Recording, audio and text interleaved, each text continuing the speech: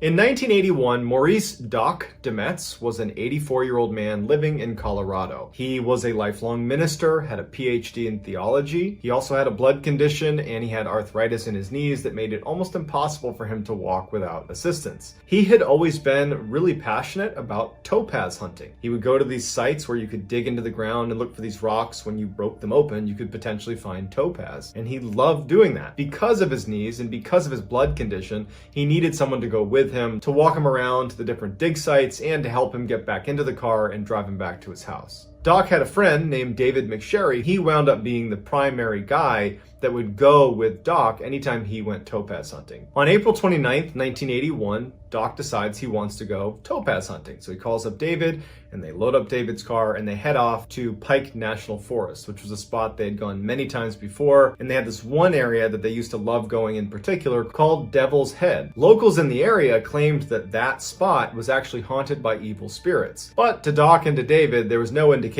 that they bought into any of that, and they went there all the time. When they got there on April 29th at 10 a.m., they got out, they went to their favorite dig sites. David actually walked Doc down this hill to this one little clearing. Doc had a backpack with him full of the tools he used to dig out the different rocks.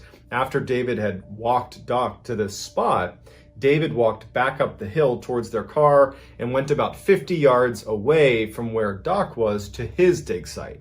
And over the next several hours, the two would work independent of one another, just digging for topaz. Periodically, David would look over and he'd make sure that he could see Doc and make sure Doc was okay. At 3:45 in the afternoon, David decides, all right, it's probably time to get going soon. And he pokes his head up and he looks in the direction of where Doc was supposed to be, and Doc's not there. He had just seen him about 15 minutes earlier, so he's not concerned. He knows it's only been a few minutes, and frankly, Doc can't really go anywhere. He can barely walk. And so he just kind of stands up and maybe tries to get a better look, and he's thinking, okay, maybe Doc stood up and got behind a tree to relieve himself, or maybe he kind of is just out of sight, and he starts walking down to the area to just go find Doc. But Doc isn't there, and neither is his backpack with all of his tools. And David's sitting there thinking, I guess Doc must have packed up and headed back to the car. But then David's thinking to himself, in order to go from this dig site up to the car, it means walking up a fairly steep embankment. And there's no way that Doc would have been able to do that without assistance. And so he's looking around the area thinking, is there any sign of something bad happening here? There's no blood. There's no sign of any sort of altercation that would have happened here. David certainly didn't hear anything going on near him. He didn't hear an animal attack or anything like that. So he thinks, okay,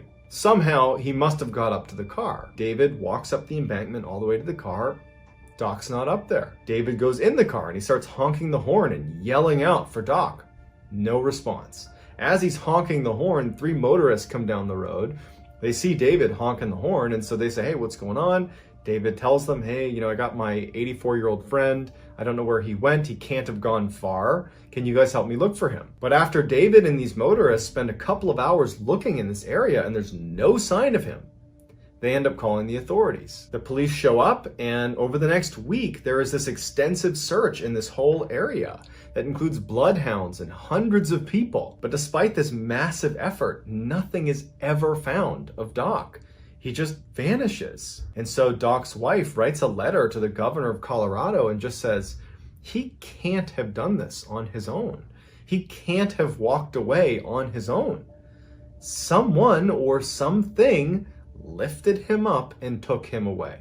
There was no response to this letter, and ultimately Doc's case was shut down. They stopped looking for him and assumed he had died. But when David Paulides looked into this case and featured the Doc Demetz case on his documentary, they actually reopened the case. But as of right now, there's no new additional details about the whereabouts of Doc Demetz. To this day, we don't know what happened to him. In 2014, Jim McGrogan was a 39-year-old medical doctor who was living in Indiana with his wife and his 2 kids. He was widely regarded as a very loving husband and devoted father, and everybody seemed to just love this guy. Jim was in phenomenal shape. He had run marathons, triathlons. He loved being in the outdoors, hiking, rock climbing, snowshoeing, skiing. That was Jim's happy place. And so in early March 2014, Jim decides he wants to plan a trip with some friends to go hiking in Colorado. And so he begins planning out where they're going to go hiking, and he finds this amazing trail right opposite the very famous Vail ski resort. Even though Jim was very competent in the outdoors, he would take a survival class and an avalanche preparedness class before he left for Colorado, just to show his wife that he wasn't taking any chances, that he would be well prepared in case the worst were to happen on this trip. About 2 weeks later, he's in Colorado and he heads to a ski shop where he rents a split snowboard as well as loads up on all the supplies that you might need for being in the outdoors. Early the next day, Jim and his friends arrive at the trailhead. Jim, in his backpack, had his cell phone. He also had an extra cell phone battery. He had a great GPS. In addition, he had loads of food and water. He had his split snowboard. He has his avalanche beacon. He's got extra clothing. I mean, this guy is well outfitted for this trip. So they start on this hike, and by 10 a.m. that morning, the rest of the group is feeling tired and wants to take a break. Jim doesn't want to take a break. He's in amazing shape and he wants to keep going. So he says, hey guys, I'm going to walk just a little bit farther up and I'll meet you at our next planned stop. No one bats an eye because Jim is like this total stud. He knows what he's doing. And they're like, all right, go ahead. We'll see you up there. Once the group is well rested, they stand back up and they keep walking. They get to that first stop and Jim's not there. They think, okay, we were sitting there for a little while. I'm sure he just went to the next planned stop, because they had planned stops all along the route. The trail they were on, because it had snowed significantly that winter and lots of people had been on this trail, the trail itself was totally packed down to the dirt. So it was very easy to identify this trail. Anywhere there wasn't trail was covered in snow. And so if you were walking this trail, it would be really easy to stay on it. Also, if you were to deviate from the trail and start walking away, it would be really obvious because people would see your footprints leaving the trail. But as Jim's friends are making their way up this trail and not seeing Jim at each of these subsequent stops, they don't see any footprints leaving the trail. So they just figure he must have gone all the way to the end. He's just way ahead of us. But by 5 p.m., when they made it all the way up to the top where they planned on stopping and turning around, Jim wasn't there, and they hadn't passed him on the way up, and they hadn't seen any footprints or any ski tracks or anything to indicate that someone had left the path. And so very worried about Jim, they called the authorities. Over the next 5 days, a massive search is launched in this area, including 3 helicopters that scoured an 18-mile square radius. They had scent sniffing dogs out there. They had all these very experienced mountaineers combing the area, but they couldn't find any sign of him. And again, because of all the snow outside of that trail they were on, the helicopter just searched up and down that trail looking for indications that someone had left the trail, looking for those footprints or ski tracks just off that trail they were on, and there weren't any. There was no sign that anyone had left the trail at any point. Yet Jim was gone. The authorities, friends, family, everybody's baffled, but they're thinking to themselves, Jim's a really competent outdoorsman. He has a working GPS. And they checked their cell phones. That whole area they were in, they had cell phone reception.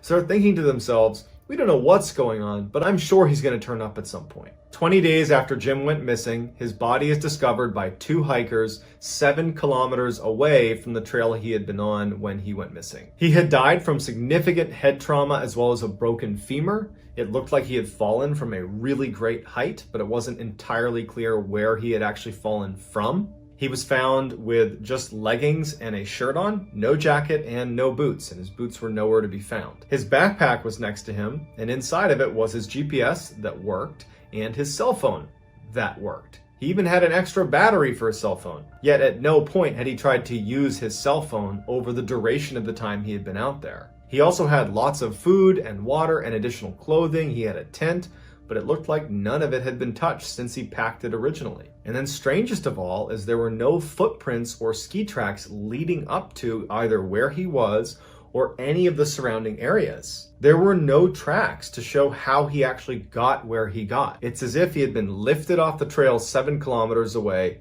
and dropped where he was. When the exact location of where he was found was communicated back to the authorities, the helicopter pilots who had been involved in that initial 5-day search said that we looked at that area multiple times and he wasn't there.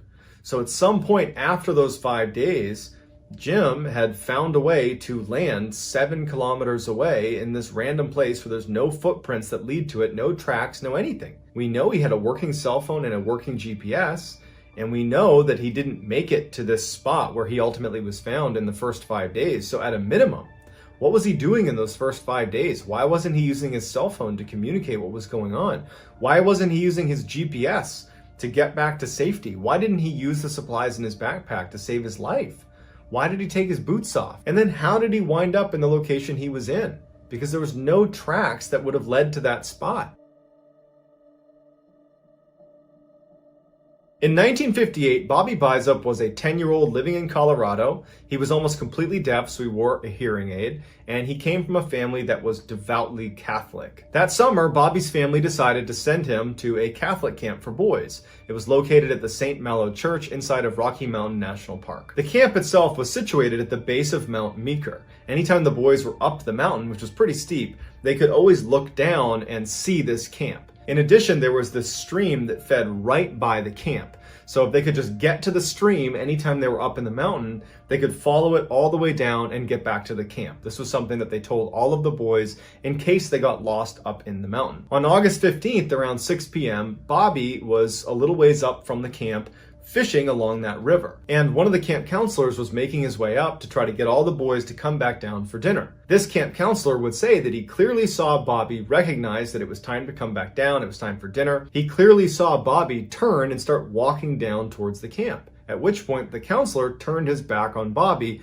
and he too began walking down towards the camp, which was not very far away. When the counselor got to the camp and turned back around though, Bobby was gone. And so the counselor starts immediately tracing his steps back to try to find Bobby, but he can't find him anywhere. The counselor goes and gets a number of the other counselors to come help him find Bobby. After about 30 minutes, no sign of Bobby. He's just gone. The camp counselors are looking around thinking, how is this possible? He was literally right there. He started walking, he was right behind me. How could he have gotten lost in such a short amount of time and in an area where he could literally see the camp and was actually on the river that leads right back to the camp? It didn't make any sense. The counselors alerted authorities and this massive search is launched to find Bobby. Over 300 people come out, including people from the military. It's this huge search and nothing is found of this boy. He's completely gone. 10 days after he went missing, they had to call off the search because there was absolutely no sign of this child. Even after the search ended, many of the camp counselors continued to, in their off time, scour the area around the camp to look for Bobby. And a year later, 3 camp counselors would actually find him. 3 camp counselors decided to go to a very hard to access area that had been searched previously, but they felt like it was the one spot that needed a little bit more attention. And it was 5 kilometers west of the camp and almost 800 yards up a fairly steep incline.